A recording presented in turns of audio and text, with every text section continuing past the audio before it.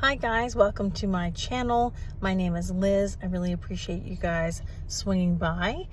Today's video is going to be slightly different. We're still going thrifting, but we're just going at a different time of day. So I really wanted to see if that made a difference in the types of things I was finding. So enjoy the video. Please hit that like and subscribe button. Leave me a comment if you notice something or you want to teach me something, and hopefully we'll find something good today. So here we are outside this small Salvation Army. It is affiliated with a local church, I believe. And for many years I had stopped coming here, even though it was my favorite thrifting destination, because you had to wait outside for a long time, and the people were a little bit pushy who waited in line. I guess that's gotten a little bit better. It's cash only, and some of the volunteers are a little bit persnickety at times. But I decided to come back for the first time in a few years, I guess maybe a month or two ago, and had good luck. So I decided today that I would come back. I was enjoying seeing some of these beautiful insects while I was waiting. So yeah, I used to call this place the running of the bulls, because when everyone goes in, it's like a stampede, and they all kind of run, and then you get kind of like blockaded in this bottleneck. I feel like we're going to like the slaughterhouse or something. I don't know. You'll see how we get bottlenecked. It's too hard to really get much footage in here. It's a very intimate situation or setting, and so I'm really trying to be respectful and also discreet. But you can see that I'm scurrying to my favorite spot here. They call it the treasure chest or treasure corner or something. And they have a few women with things that are sort of like locked up that you can buy, like jewelry and pottery and finer, more expensive things, which I'll show you in the haul. I did make a little detour over to linens, and I found this satin trimmed blanket. These have become very popular again, and this one was really, really soft. I couldn't believe how soft it was. And it made me want to look for other items of that era, which I didn't find anything. But they do often have nice linens over here as well. Like I said, I just caught a few snippets of footage here. That blanket was nice, but I already have one that has not sold, so I didn't buy another one of those. And it has a special French name, but I've forgotten what it is. So I just caught a little snippet of the clothing. A lot of the clothing here is very nice quality and well cared for. It's an affluent area that tends to donate here. And I did pick up at least one piece that I'll show you in the car. So it was way too hard to film in there. It's a very intimate little shop. And you can see the state of my car has not really improved, although that's an almost empty box. Look, empty boxes. I got one of these mid-century, I think this one's Field Crest, the satin trim blankets in this peachy pink. And I think it was about $4, and they sell really well online. Like, anyway, above $50. I think they sell for about $60 or $70, so that is really nice. I think that's a twin. And then I've been watching this one YouTuber who really kind of promotes, sleepwear as daywear. So this is sort of like a robe, but I thought it would make a cute kimono to wear over leggings. I just really liked that print. I have no idea what era that is. It could be pretty modern, but if it is, I can put it in my booth. So I got those two things. I've got some yard sale leftovers. This globe is actually from a free yard sale I attended, which is interesting. Okay, I got this statue. I know nothing about it. It's heavy and metal, but not heavy metal, although some of his hand gestures remind me of that. I didn't see any markings on it. I'll have to investigate that more. This says it's a Lisa Larson. I've never seen that bird, but I had to pick him up because if it is a Lisa Larson, oh goodness, sheepers. And I definitely want to protect him. I wish he were not next to the metal sculpture. I thought these napkin rings were really neat. I like beachy stuff anyway because I grew up in New England, and I think it was like $3 for the 8 shell napkin rings. And I think this owl, this Pigeon Forge pottery. I didn't look him up in the moment because it gets kind of hectic in there.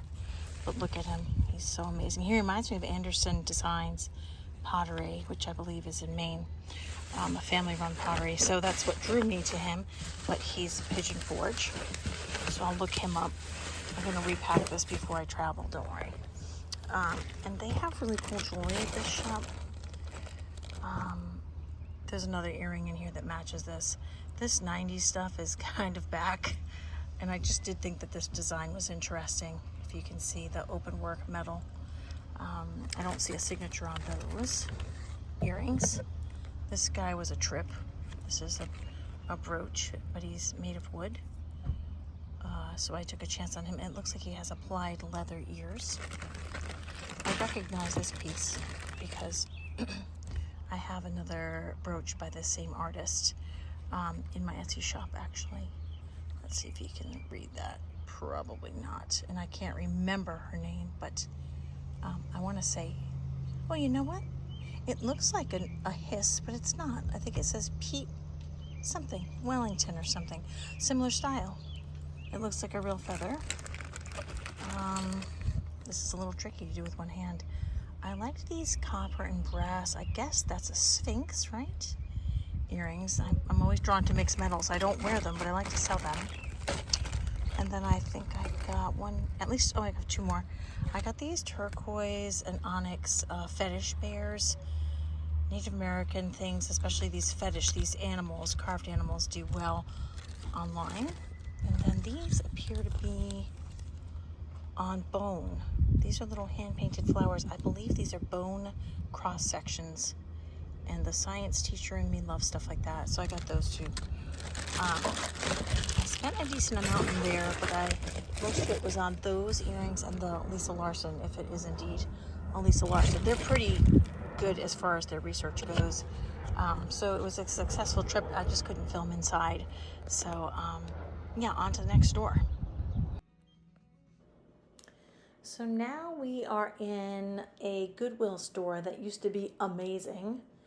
And I thought about buying these Bluebirds of Happiness, but you know, they haven't been selling as quickly, and I sort of meant to go back, but forgot. That was an amalgam, I think that's how you say it, of pieces that someone had made. At first I thought it was good, but it was good from far, but far from good, as we like to say. And this glaze was reminiscent of Bill Campbell with that blue, but it was made in China, and I felt really disappointed. Again, good from far, but far from good. And I'm drawn to these Delft pieces. I had a friend years ago who collected them, so I used to sell them frequently and always pick them up for her, but her collection filled up quickly and she no longer is really acquiring new ones, so I do pass those up unless it's like a tobacco jar or something like that. I'm drawn to barware. This one had some kind of crazy damage to it. And one glass is definitely not going to sell. I'm not even sure two glasses are a great investment right now. So I was saying that this used to be a really, really good store. I used to be able to get good jewelry here, really neat mid-century serving pieces and barware. And even the manager said, oh, we don't really get the good stuff anymore. That all goes online. And somehow hearing the manager say it made me even more depressed. I thought these were Le Creuset, but they were not. I think they were like ceramic, sort of like Temptations, but not that brand. I forgot what brand they were. And I loved these plates, but there were only two of them. I don't really know that name. I've seen it, but I just didn't think that two salad or dessert plates were really gonna, knock it out of the park for us. This sort of 70s drip glaze used to be really popular, but I don't pick it up anymore. And I just had to give away a set of early 90s China by Mikasa. I think it was called Color Parade, so I wasn't interested in investing in some bowls. I was once bitten, twice shy, babe. I'm not going to sing. Sometimes I do. Not today. They have a little bit of color coding on their end caps, which is really cute. And I saw these roaster pans, which made me think of the homeschooling picker. But I already bought one. It's on my porch, so I felt that I didn't need another one. And I actually didn't see a name on this one. I'm pretty sure the ones that she tends to buy do have a name that makes them more valuable. I'm obsessed with butter dishes, but I stopped myself. It was plastic. And I used to buy those bowls. I don't buy those anymore. They just don't sell quickly, even though they're really neat, sort of white milk glass. I think they're like mixing bowls. Maybe even some of them came from kitchen-made mixers. I'm not 100% sure though. And I get Fire King and Hazel Atlas mixed up all the time. Then there's Federal Glass. I don't even know if they do milk glass. Sometimes I feel that I know a lot about those things, and then I remember I have a lot to learn about those things. That reminded me of Candlewick, which does not do very well for me either. This one someone must have donated from their antique shop. So I will be a wise person and learn from the mistakes of others rather than just being smart and learning from my own. This was cute but broken, very broken. There weren't a lot of customers in there today. Oh, look at this little guy. So this was Flat Earth Pottery. I think it was 1988. He's really cute because he's just a little bit stylized but kind of realistic. And who doesn't want a piggy bank that's actually a piggy? So I did pick him up. I didn't pick up a lot of things here. I mean, the manager hit the nail on the head when she said that all of the good things go to shopgoodwill.com. There were a few good things here, but not too many to knock it out of the park. But I don't credit that to the time of day. You know, we're running our little experiment, but I don't think it was the time of day. I just think that those things are always going online so that they get higher profits. You'll have to pardon my dog. He's barking because someone's walking down the street, God forbid. Now, I'd never seen a little musical mirror like this, but I wanted it to open. And I needed more hands, but I didn't want to stop recording. So hopefully I'll get my birthday wish and get a GoPro so I can have both my hands free. I thought it was cute, but I just didn't think it was going to flip for a lot. And I've not really seen those before, but a plastic mirror, I wasn't too sure.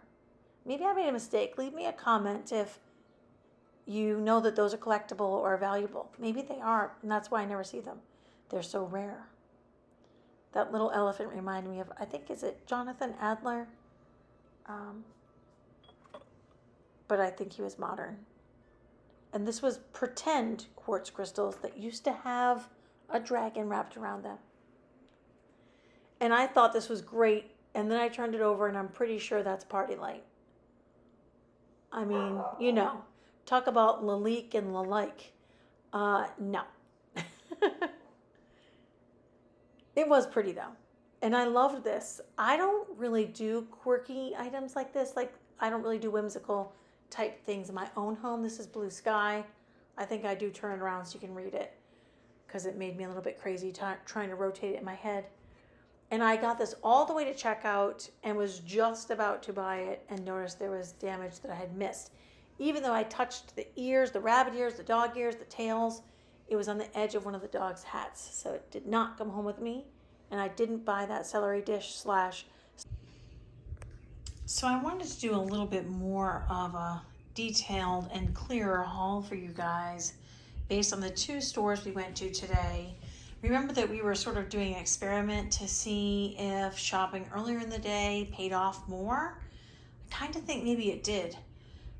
We know the early bird gets the worm when it comes to yard sales and estate sales, but with people restocking shelves the whole day at thrift stores, I wasn't sure, but I think I may start heading out earlier in the day. I got into a habit of going after work. I tutor in the late afternoon, and I think I'm going to have to start going earlier. So anyway, this is a small grouping of items, but some pretty good ones. I believe that this is like the god of wine or a Bacchus statue. Now, he may have had a repair. It's hard to tell. But the one I found that was identical to him online was $125. I did pay $10 for him. So even if he's only worth half as much because he has this pretty decent repair, that's a good flip there. I think he's I don't know what kind of metal he is. The one online said bronze. I'm not 100% sure that I would call him bronze. He has that greenish kind of look. But anyway, the Fieldcrest blanket, I have sold these before. I didn't find any stains on this. It's this beautiful peachy pink. It's almost a neutral. It's almost a pinky beige. So I feel like that makes it really sellable. It's super soft. So I feel like that's probably like a $60, maybe even $70 blanket. I actually didn't look up the napkin rings, but I might be keeping those anyway. I really like those. They're really slippery and noisy. So I apologize for that. This alpaca scarf was $3. It should sell for maybe about 25 or 30 in the booth. It could be more online if I decide to do that. The express dress, which is beautiful and almost like new condition and was recently dry cleaned, was actually only worth about 25, but I paid $8 for it, so I'll triple my money in the booth. I think it's a really cool dress. I wish it would fit me. As far as the pottery goes, we have this flat earth, an actual piggy bank. It is signed on the bottom. It is vintage. He's in pretty good shape. He has like a tiny little scrape. Maybe I haven't even cleaned him yet. On top, he was $4, and I think he's probably about 30 or 40 online based on my initial research. The Pigeon Forge Owl, who reminds me of Anderson Design pottery. They make beautiful owls and other animals, but obviously so does this pottery. He's probably worth around 30 to 50. The Lisa Larson bird, which I've actually never seen before. I was surprised that the sticker said Lisa Larson because it didn't remind me of her work. This bird is like really super cute, and some of her pieces are just so stylized that I'm not sure I'd call them cute. Although I suppose the glaze that she has on here does remind me of her, and it is signed on the bottom. So the one I found on Etsy, identical to this one, was $175, and I paid $25 for him because they knew what it was. I haven't had a chance to look up this dog brooch, but those types of things can be anywhere from $25 and up. I do want to look him up, actually. I thought I knew who this artist was. There's an artist by the last name of Hiss. I believe she is made pretty local.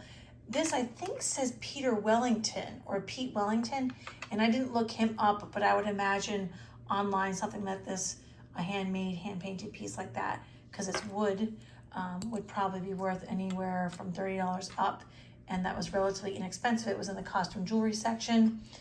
Mixed metal Sphinx earrings. These are really cool. They don't appear to be signed, but they do have fingerprints like emblazoned upon them, which is really neat. I just thought that was interesting.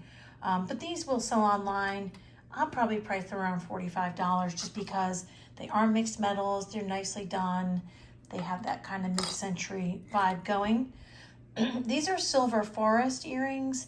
They kind of remind me of that Laurel Birch era type stuff. I didn't look up comps on those, but I feel like that stuff is becoming very collectible. The sterling silver earrings, I'll probably at least double or triple my money because they're onyx, sterling silver, and turquoise. And they're these fetish bears, these Native American carved animals that are very popular. People collect those.